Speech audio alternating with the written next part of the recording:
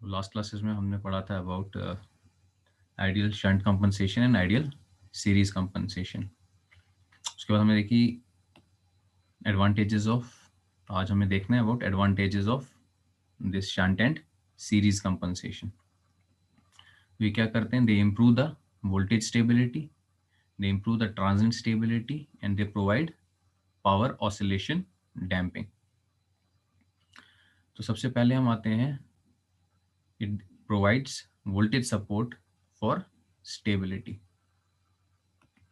तो आपको मैंने लास्ट क्लास में एंडिंग पे बोला था about voltage stability end voltage collapse.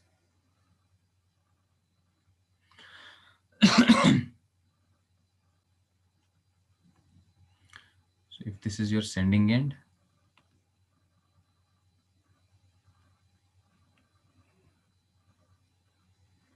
यहाँ पे आपकी रिएक्टेंस है,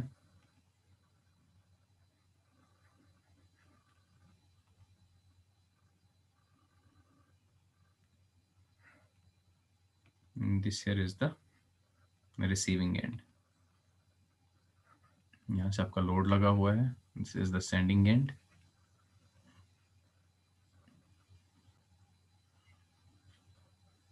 सो इस साइड से क्या कर रहे थे आप, लोड की रेजिस्टेंस हम डिक्रीज करते हैं, जिसकी वजह से करंट बढ़ जाती है। जब करंट बढ़ती है, वो करंट इसके थ्रू फ्लो होती है, तो रिसीविंग एंड पे जो हमारी वोल्टेज है ये डिप होनी स्टार्ट हो जाती है। हम जानते हैं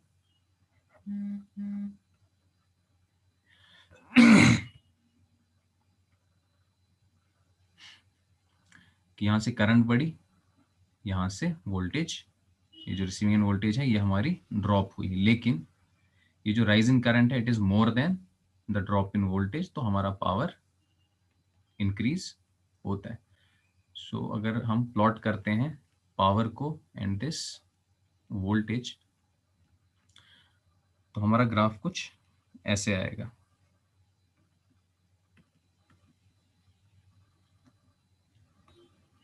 आपकी वोल्टेज कम कम कम कम होती जाएगी, and after a period of time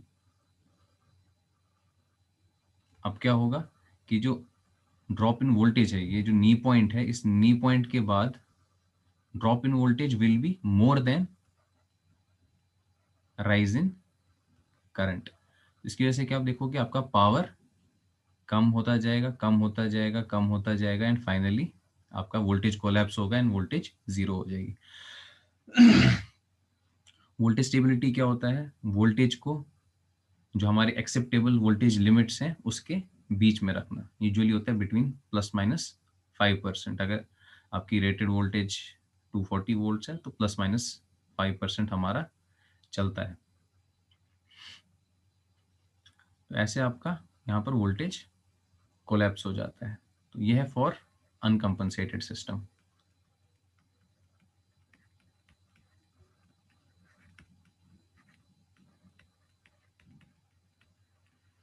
लेकिन जब आप कंपनसेशन यूज करोगे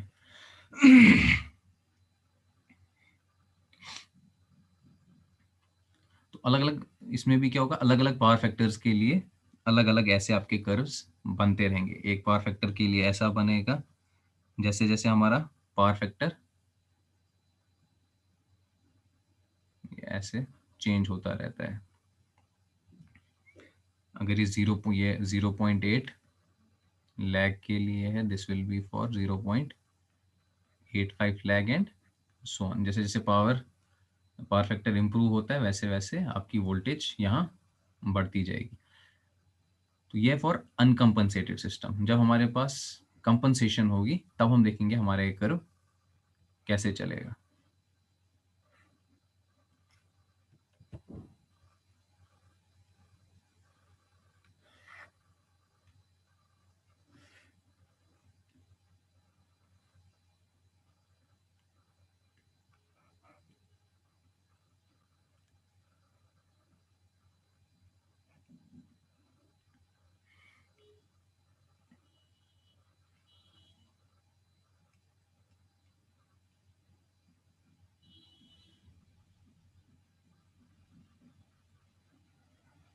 यहाँ से भी आपने देखा कि जैसे जैसे पावर फैक्टर बढ़ता है हमारा क्या हो रहा है, ये इम्प्रूव हो रहा है। तो अगर आप लीडिंग की तरफ जाओगे तो ये ड्रॉप इन वोल्टेज इससे भी कम होगा। So this will be for समझो 0.8 बट पावर फैक्टर लीड। अब जब कंपनसेशन की हम बात कर रहे हैं तो कंपनसेशन से क्या होता है, आपने क्या किया, एक करंट इस जो हमने जब आइडियल शंट कंपनसेशन के बारे में पढ़ा था, हमें करंट इंजेक्ट करते हैं इनटू द सिस्टम। उस करंट की वजह से जो ड्रॉप होता है that is opposite to the drop in the जो इंडक्टर वाली करंट होती है क्वाड्रेचर वाली, उसको ये कैंसल आउट कर देता है।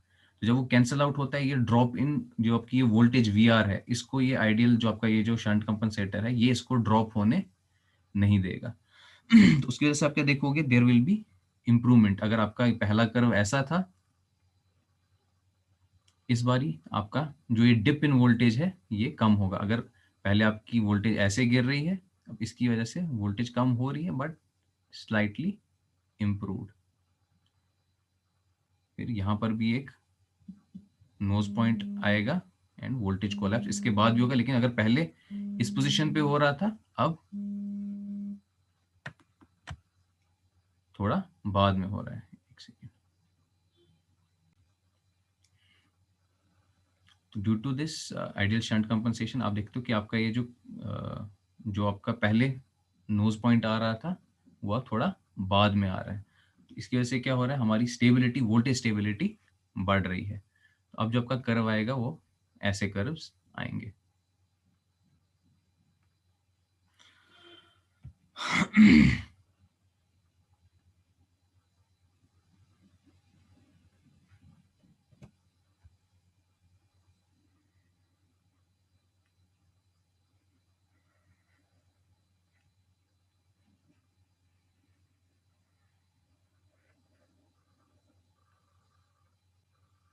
So this one will be for 0.8 power factor lag.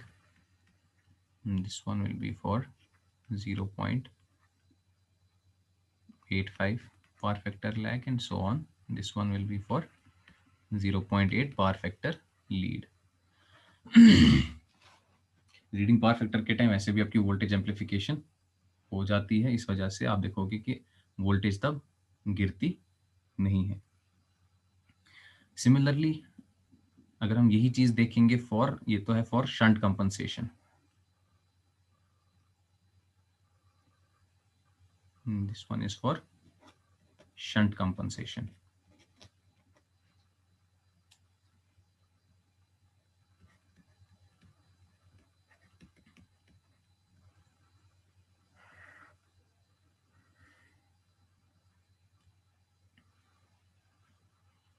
पहले हम शंट कंपनसेशन ही खत्म कर लेते हैं। तो ये तो पहली इसकी एडवांटेज है। दूसरी एडवांटेज है it improves transient stability. It improves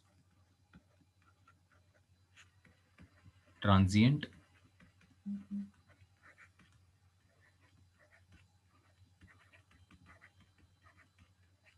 stability. Transient stability क्या है, अगर हमारा एक मशीन ऑपरेट कर रही है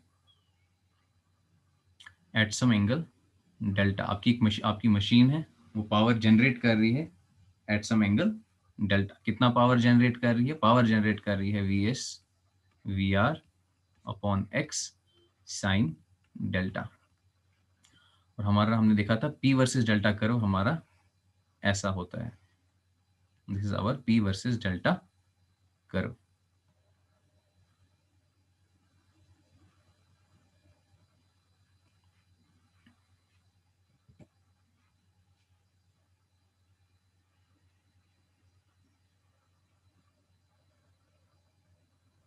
ये है आपका P versus delta curve, power and this is angle delta. ये मैकेनिकल पावर है जो कि हम प्रोवाइड कर रहे हैं टू द अल्टरनेटर और सिंक्रोनस, जो भी आपकी मशीन है उसे जो हम मैकेनिकल पावर प्रोवाइड कर रहे हैं, ये रेड लाइन से मैं वो मैकेनिकल पावर दिखा रहा हूं। तो ये पॉइंट आप अगर आप देखोगे दिस पॉइंट, यहां पर क्या हो रहा है, जो मैकेनिकल पावर है this is equal to electrical power. इस पॉइंट पे क्या हो रहा है, जो आपका मैकेनिकल पावर है it is equivalent to electrical power, और इधर पे जो आपकी मशीन है it is operating at some angle delta 1। यहां पर जो डेल्टा का वैल्यू है दैट इज डेल्टा 1। आपका mechanical power is equal to electrical power, आपकी मशीन चल रही है at synchronous speed. So let हम क्या कर रहे हैं कि जो हमारी सिंक्रोनस स्पीड है दैट इज 1500 आरपीएम। तो आपके पास एक मशीन है, वो मशीन इतना पावर जनरेट कर रही है, मैकेनिकल पावर इतना है और इतना इलेक्ट्रिकल पावर है। यहाँ पर mechanical power is equal to electrical power, तो मशीन आपकी वर्क कर रही है एट सिंक्रोनस स्पीड, तो आपकी स्पीड है 1500 आरपीएम, इतना पावर यहाँ से हमारा जनरेट ट्रांसमिट हो रहा है। अब ट्रांजिएंट स्टेबिलिटी क्या होता है, अगर हमारी मशीन ऑपरेट कर रही है और अचानक से सिस्टम पे एक फॉल्ट आ जाती है, आपके सिस्टम पे एक फॉल्ट आ गई, ठीक है, आपका ये सिस्टम मैं बना रहा हूं, दिस इज योर सिस्टम।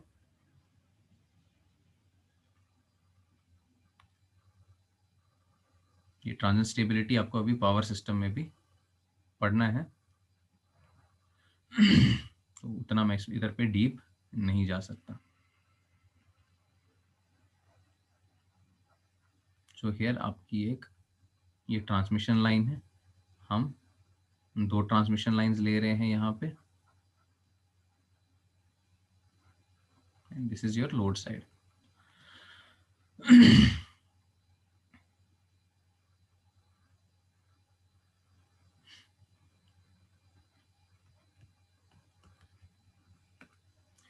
इतना पावर जनरेट कर रहे थे, इतना मैकेनिकल पावर मिल रहा था हमारे जनरेटर को, तो उसने इलेक्ट्रिकल पावर जनरेट किया, तो इलेक्ट्रिकल पावर हमारा यहाँ से जा रहा था towards the receiving end side. हमारा यहाँ से वी आर है वोल्टेज, यहाँ से वी एस है। हमारी मशीन बड़े आराम से काम कर रही थी, ऑल ऑफ ए सडन क्या हुआ, यहाँ पर इस वाली लाइन में एक फॉल्ट आ गया, ये लाइन ग्राउंड हो गई। जैसे ये ग्राउंड हो गई, अब देखो आपके पास पहले कितनी आपका जो ये एक्स का वैल्यू है, आप समझो यहां पर कहीं पर आपकी फॉल्ट आ रही है, यहां पर आपका फॉल्ट आ गया। देखो इतना पावर तो अब आप ट्रांसमिट, ये वाला पावर अब आप ट्रांसमिट नहीं कर पाओगे।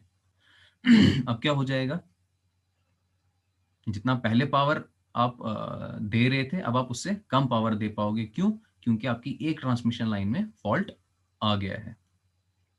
तो इस वाले कर्व को मैं बोलूंगा प्री फॉल्ट कर्व।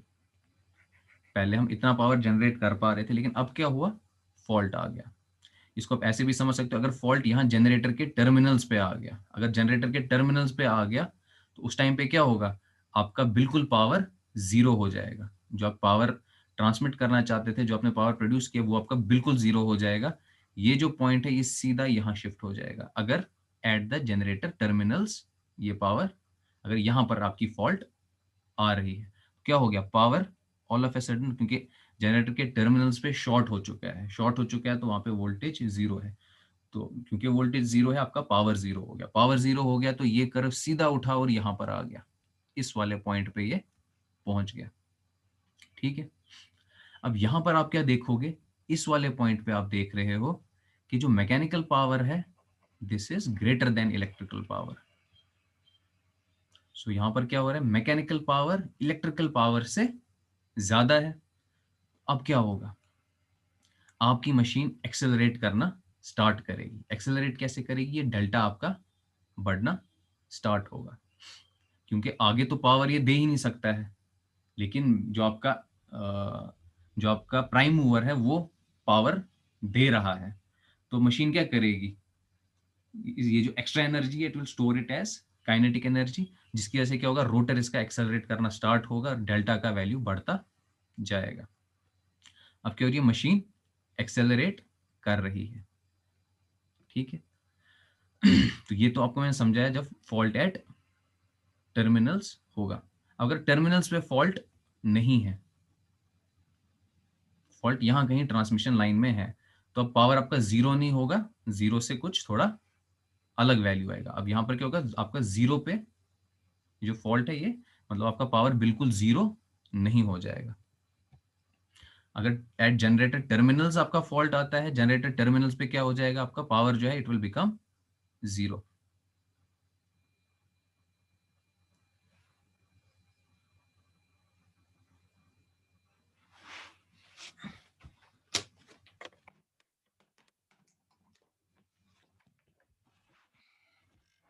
ये फॉल्ट आया है somewhere at the middle of the transmission line, तो कुछ पावर यहां से जाएगा, कुछ पावर इधर फॉल्ट की वजह से वो ये वाली डायरेक्शन ले लेगा, तो कुछ पावर, बट अब क्या हो रहा है, पावर हमारा रिड्यूस हो रहा है। सपोज आपका पावर अब सिर्फ इतना रहा ड्यूरिंग फॉल्ट, अब आपका पावर ये इतना है, तो अब क्या होगा, जैसे ही फॉल्ट आई आपका ये ऑपरेटिंग पॉइंट शिफ्ट होके अब यहाँ पे आ गया, यहाँ पे आ गया। यहाँ पर भी क्या है, mechanical power is greater than electrical power.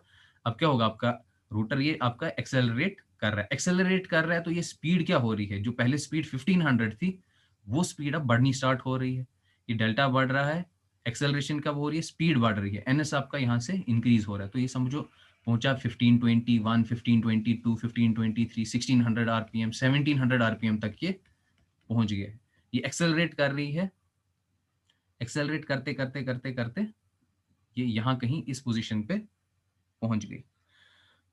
इस पोजीशन पे जब पहुंची तो आपके जो सर्किट ब्रेकर्स लगे हुए हैं सर्किट में, जितने भी प्रोटेक्टिव इक्विपमेंट है वो वर्क करेंगे, और वो क्या कर देंगे, इस लाइन को आइसोलेट करेंगे। तो यहाँ पर आपका, यहाँ पर आपके वो रिलेज लगे होंगे, वो सेंस करेंगे कि यहाँ पर फॉल्ट है, करंट इंक्रीज हो गई है, सर्किट ब्रेकर्स एक्ट करेंगे, और ये जो आपकी ट्रांसमिशन लाइन है इसको वो सर्किट से काट देंगे।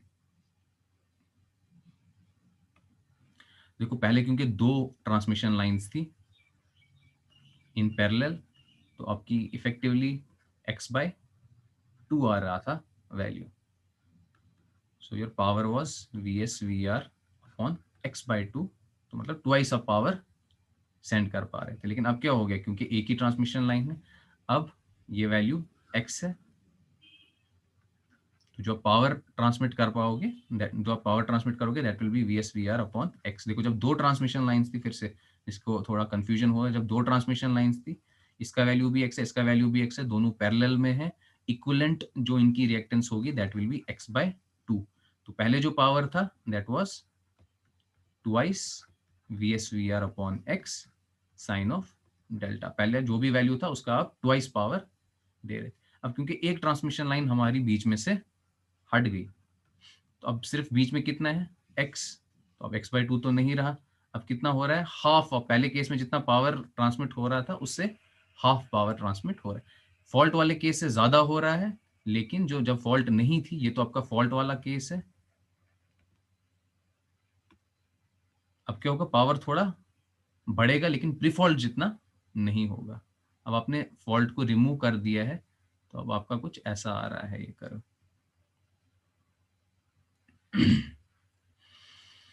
तो जैसे ही आपने रिमूव कर दिया, ये ऑपरेटिंग पॉइंट इधर की तरफ शिफ्ट होना स्टार्ट हो जाएगा और ये इस पॉइंट पे आ जाएगा।